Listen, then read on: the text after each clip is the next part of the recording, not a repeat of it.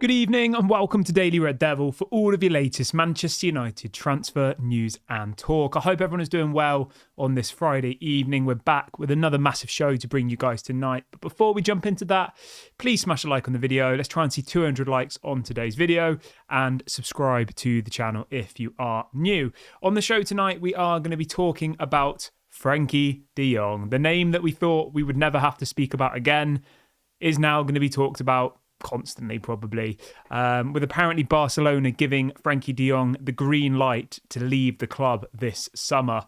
Obviously, Barcelona are desperate for funds. They're in a really, really tight financial situation. So we will be talking about that, of course, because Manchester United are always going to be linked to him. So we'll be talking about that. We'll also be talking a bit about Hannibal, who is having what I've described as a loan nightmare over in Sevilla in La Liga. Some other stuff as well. We'll be talking about the game on Sunday, other bits of kind of just general transfer related news, and also a little bit about the stadium. So quite a lot to get into on the show this evening. As always, I invite you to have your say on all things Manchester United in the comment section below. And the question I have for you off the cuff to answer in the comment section is, do you want Frenkie de Jong at Manchester United? Let me know. If you don't want him, let me know who you want instead. If you do want him, how much do you think he's worth? You know, give me a bit of substance to your answer. I always like to see what you guys have to say. So make sure you get in the comment section now and let me know whether you want Frenkie de Jong at Manchester United. So let's start with that story then, shall we? This story broke this afternoon from two very reliable Barcelona journalists. One of them has over 400,000 followers. These are journalists who literally just report on Barcelona as well, by the way. They're not like, you know, English newspapers, or they're Barcelona-specific journalists. And the headline is, Frenkie de Jong has now been given the green light to leave Barcelona this summer. And as we all know, Barcelona is still in an absolute mess financially. The story then goes on to say that Barcelona would be looking for around 100 million euros to sell Frenkie de Jong. 100 million euros is about 85 million pounds. I mean, that sounds like a lot to me, personally. I know Frenkie de Jong's a good player, but is he a 100 million euro player? I mean, we paid 100 million euros for Anthony, so I can't really sit here and say Frenkie de Jong isn't worth 100 million euros to Man United. Of course he is. If Anthony was worth 100 million euros to Man United, of course Frenkie de Jong is. But does that mean that, you know, Manchester United, Jim Ratcliffe should repeat the same mistakes of old? I don't think so. You know, I don't think you should be paying 100 million for him. I think 60 to 70 million pounds, maybe 70 million pounds tops. That's about 80 million euros. I think that would be a fair price. I think 100 million euros is too much, especially when you consider the wages he's going to expect as well. I know there's a lot of people who are quite upset about this story being reignited and are saying, look at his wages. Manchester United should not be paying those types of wages, which I agree with. And, you know, Frenkie de Jong is earning absolutely ridiculous money at Man United. He's earning a total of 721,000 per week. Mad. And then there's also apparently additional bonuses in that contract, which can see him earn an additional 388,000 per week, taking his total potential salary at Barcelona. He's got a guarantee of 720 a week, but if you add in all the bonuses, yeah, he can earn 1.1 million euros a week at Barcelona. I mean, there's no wonder why they're in such a financial mess, is there? If they're handing out contracts like that, that's the kind of money that Saudi clubs pay. You know, to be paying somebody over 1 million euros a week. Now, the one thing you have to consider with this is that a large portion of that salary is money that Barcelona deferred in COVID. So during COVID, quite a lot of teams, not so much the Premier League teams, but quite a lot of teams in La Liga and other leagues deferred wages. So because the financial situation is so bad for some clubs during the COVID era, the players agreed to defer their wages, which ultimately means that they agreed to not be paid their wages for like a year. But with the expectation that they would get those wages later. So now Barcelona are in this situation where they effectively didn't pay Frenkie de Jong's wages, I think, for a year whilst COVID was happening. But now they've got to pay pretty much double what his wages are. Does that make sense? Because they've got to pay him the wages he's owed in COVID plus the wages he's owed now. So that's why he's earning such a ridiculous amount of money. Let me just double check what his wage was when he originally joined. Because obviously the wage that we're talking about now, yeah, I mean, it was 12 million a year to start with. That was his original wage at Barcelona. 12 million a year pounds, which is what, about a million a month, 250 grand a week. I mean, it's not that much, is it? It's about right. But when you think that now they're having to pay the 250 grand a week that they deferred in COVID per week, and then also 250 grand, for this week. Does that make sense? I'm sorry if I'm not getting my words out quite right, but you get where I'm coming from here. And the point I'm trying to make is that if he left Barcelona, he wouldn't be asking for 700,000 a week because he was never technically paid that by Barca. Now they're just paying him money that they owe him, if that makes sense. So he would still be one of our top earners. He'd still probably be on 350 grand a week. He'd be right there at the top with the Rashfords, the Varans, and the Casemiros. But you'd argue that maybe he's worth that type of money. But for me personally, I think unless you're literally signing someone on the level of a Ronaldo or a Messi or a Haaland, we shouldn't be paying anybody over 300 grand a week, really. We're not winning trophies. We're not going to be in the Champions League next season. We're not going to be probably competing for the Premier League next season. A team who are in that position shouldn't be paying players, 300 to 500 grand a week. That's just stupid. Although Barcelona are in a mess,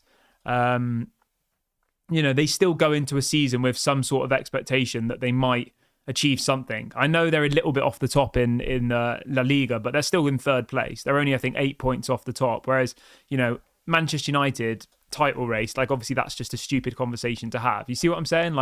We're nowhere near that. We're currently, it's not, we're 13 points off the top. I was about to say we're not that far off. Yeah, I guess technically we could still win the league. Obviously, I'm joking, but mathematically, we're only 13 points off the top. But the point I'm trying to make here is I think the expectations at Barcelona are a little bit higher than Manchester United. I know people will say, oh, we should be winning the league and all the rest of it, but we're not in that position at the moment to be winning the league. We're not in a position to be winning the Champions League. We couldn't even get out of the group in the Champions League. So let's see what people are saying in the chat. Everyone who's just joined, please smash a like on the video if you haven't already. Let's try and hit 200 likes on today's show. If everybody's watching now likes the video, we will hit 200 likes, so that would be incredible. Jin says, we need to learn from our mistakes. Do not do this again. Go find a gem from South America. Do some proper scouting. Yeah, I agree with you somewhat, but the story then goes on to say that apparently Manchester United would be willing to bid for Frenkie de Jong if he's made available in the summer and absolutely still want to sign him for Erik ten Hag, who is a big fan of the player. It says the player's entourage are aware of interest from Manchester United. So this is going to be one of those sagas that goes on again throughout the whole summer. Apparently Chelsea are interested in him as well, which I think is interesting. I don't really understand that personally. They've just bought Moises Caicedo and what the hell is his name? I can't remember his name. My brain's gone blank. Enzo Fernandez. They bought Moises Caicedo and Enzo Fernandez for what? £100 million plus each. Why would they then go and spend potentially €100 million on Frenkie de Jong? Doesn't really make any sense to me. I don't know. I could see him going to Man City or something personally. I think that's way more realistic because, you go from Barcelona to Man City, and as much as it pains me to say, you're probably going to win something at Man City, whereas you come to Manchester and realistically you're probably going to win nothing. Urban says the De Jong story is back. We should move on from De Jong. We need the next De Jong. Yeah, I hear you. Malp says Frankie's going to end up suing Manchester United for harassment at this rate. Yeah, you're probably right, mate.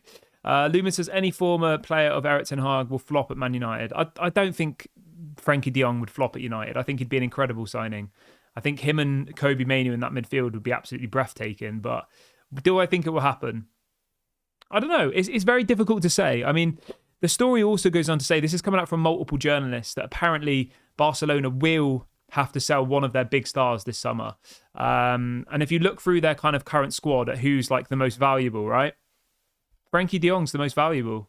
And Xavi or Pedri. or Ronald Araujo. I think he's just signed a new contract.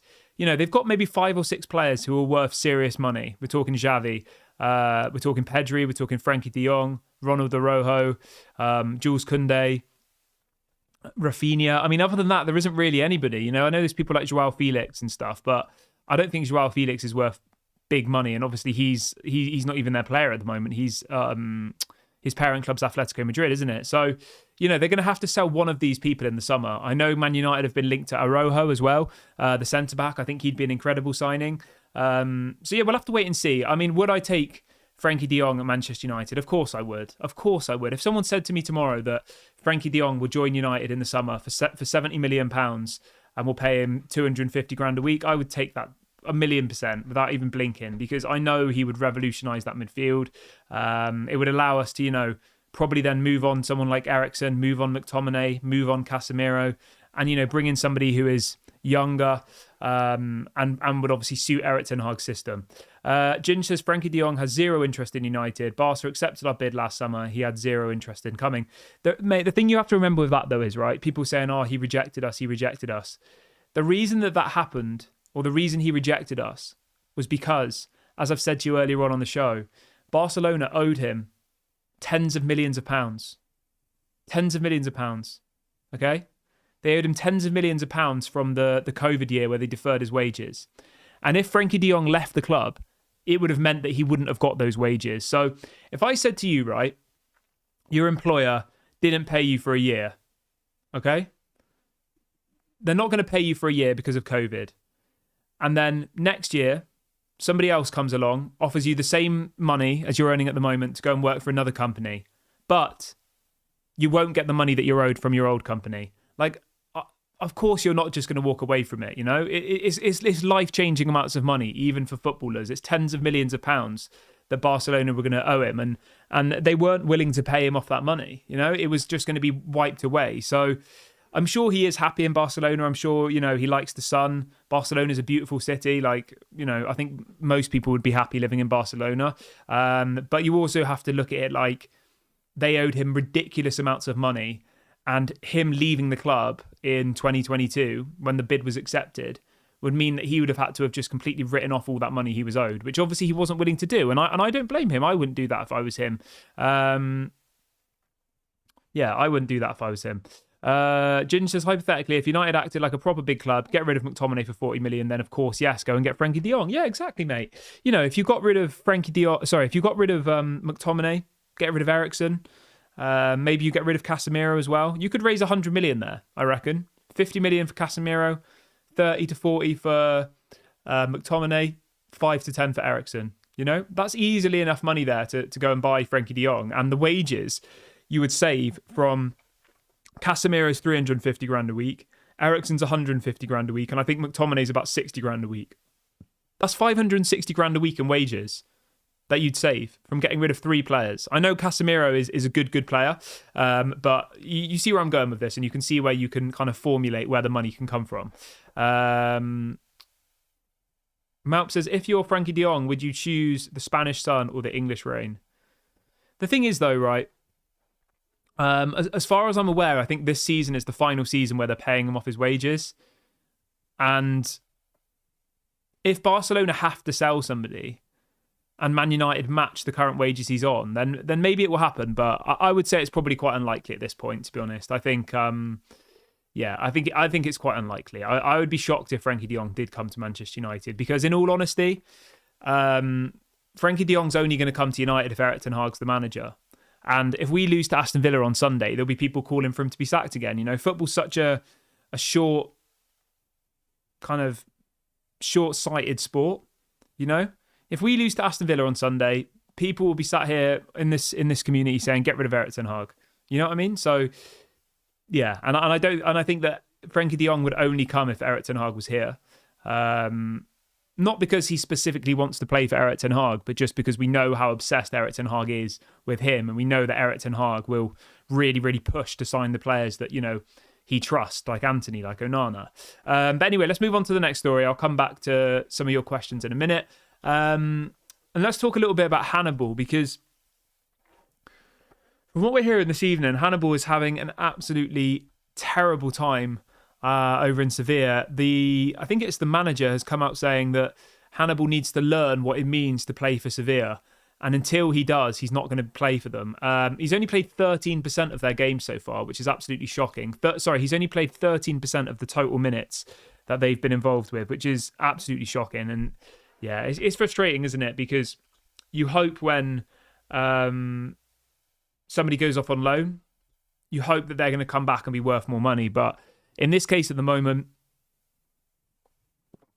Hannibal's loan has just not been a success so far. I know it's early days, but for the manager to have to come out and say that he needs to learn what it means to be a Sevilla player. I mean, what does it mean to be a Sevilla player? Like, I'm not being funny, but he's just come from Manchester United, who, let's be honest, are a massive club, and Sevilla aren't a massive club. Like, it doesn't paint a particularly good picture of him, because it then makes you think, well, if he's not doing whatever's expected of him at Sevilla, which is a smaller club than United, what are Manchester United thinking of him? Or even, what are the kind of, the expectations that Manchester United have set? What are the, what's the mentality like at the club? I don't know. It's just a worry, isn't it? But yeah. There's a couple of other bits to talk about quickly. Ole Gunnar Solskjaer has been speaking, if anybody cares about that. He's been talking about Erik ten Hag. He says, I know exactly what Erik ten Hag is going through.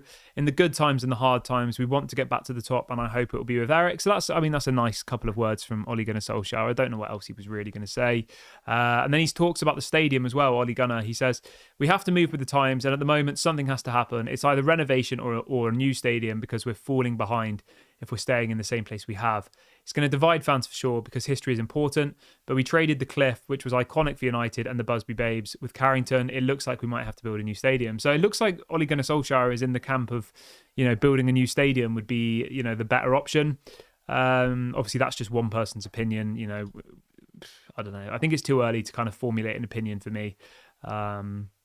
But yeah, I think that's everything we've got planned for the show this evening, guys. There's not loads going on at the moment. It's mainly just Frenkie de Jong talk. But obviously, let me know in the comment section what your thoughts are on Frenkie de Jong. Let me know your score predictions for the game against Aston Villa on Sunday. I don't know what to think about this game, guys. I am quite worried, but they've just lost the last 2 games in a row at home. Does that mean that we could maybe get a result there? I mean, I'll say this now, right? If we want to get top 4, which I think everybody in this channel tonight is hoping we do, or even 5th, we need to beat Aston Villa on Sunday. We have to. Otherwise, we're not going to get top 4, because they'd go, I think, would it be 11 points above us? Which I think is way too many points to kind of come back from. But I'm going to go for a positive result. I don't think we're going to get beaten. I think it will be a draw or we will win. But I don't know. I can't decide at the moment between the two. Lumen says, Kieran, so you won't question Erik ten Hag if we drop points against Villa? No, I don't think so, to be honest. No, I won't question him, no. Question him how? I mean, Villa are a good side. Villa are 8 points ahead of us in the table. I don't really know what the question would be. We've been beaten by a side who are in better form at home if we lost to Aston Villa. I'd be disappointed, but I wouldn't question Erik ten Hag. I'd question the players, to be honest. But yeah, I don't know. Maybe that's a little bit premature. Let's stay positive, and let's hope we do beat them. Let's hope we close the gap on Aston Villa and Tottenham. Tottenham play Brighton tomorrow, so hopefully Tottenham lose to Brighton, and then that could really help us. Although Brighton are only 3 points behind us. If Brighton beat Tottenham tomorrow, they'll go ahead of us in the table until Sunday anyway. The top of the table, around 5th to 10th, is actually really, really close. Even Wolves are only 6 points behind us, and they're 10th. So yeah, we've got to start getting some more wins in. But yeah, I'm gonna wrap the show up here, guys. Have a good evening, everybody, and I will speak to you all later.